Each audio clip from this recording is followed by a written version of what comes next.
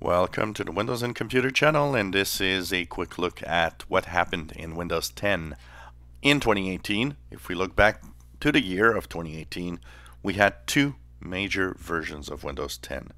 The first one, Windows 10 April 2018 update. This one was very unusual because after we had the launch of the Fall Creators Update in 2017, that actually rolled out really well and was an excellent version of Windows 10. We came to this Windows 10 version with a very unusual sequence of events. For those that were insiders, well, what happened is that when we thought we had the real deal, the official April 2018 update, surprise, surprise, a new build was sent out and we had to reinstall a new build because something went wrong. And something did go wrong. The official release date was April 10th of 2018. But April 10th arrived, nothing happened. And there was a major bug preventing the upgrade process. And that pushed the April 2018 update to April 30th. So it actually installed on the last day of April, barely making the April 2018 update an April update. So did it roll out well? Well, it's not as good as the previous versions of Windows. There were quite a few glitches. There were quite a few little things that people were complaining about.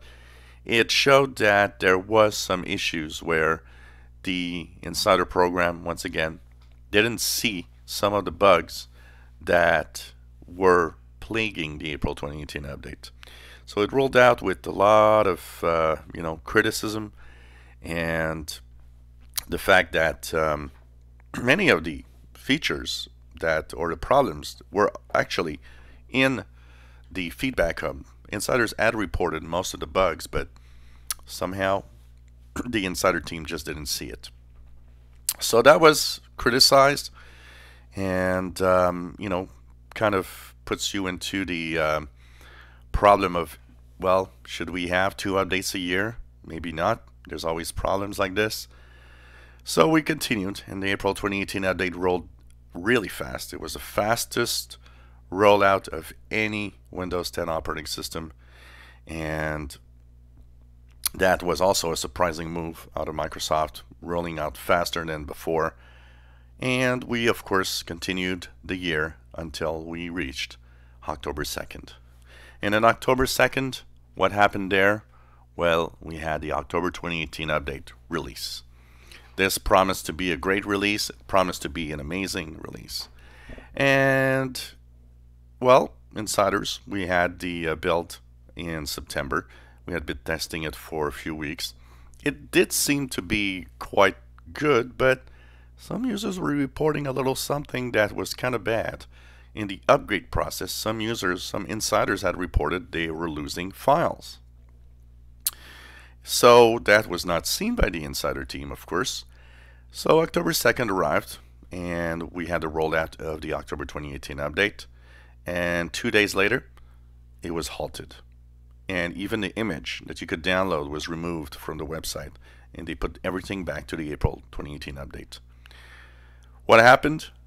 One of the major bugs, a file deletion bug.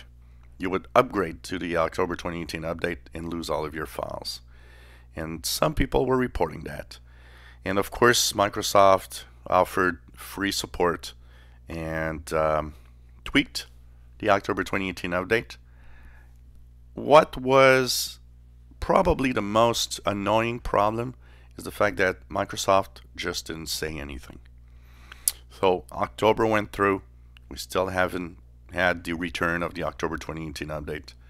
Only when November arrived, Patch Tuesday of November, was when the October 2018 update was re-released with a bunch of fixes, cumulative update that had a lot of fixes, and once again, a rollout that was kind of problematic, and twice in a year it's kind of showing that something is just not right with the way that Windows is tested. Once again, insiders had reported every single issue that people complain about, meaning the Insider team could have seen that there was some issues.